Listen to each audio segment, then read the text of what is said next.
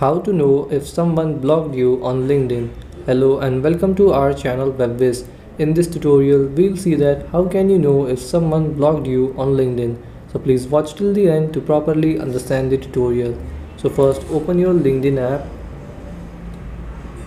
I have created a second account and from that account I have blocked this account. So I have created this account as Java video editor at test and I have blocked my current account. You can see here I have blocked my account Jason Chase. Now if I search for this account as Java video editor at test,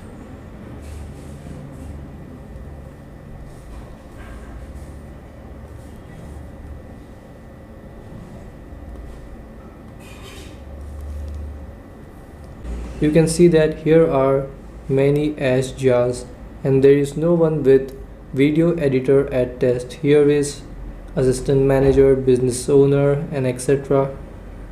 But you can see that there is no video editor at test.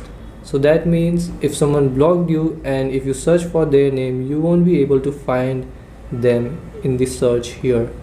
So this is how you can know if someone blocked you on LinkedIn. Thanks for watching.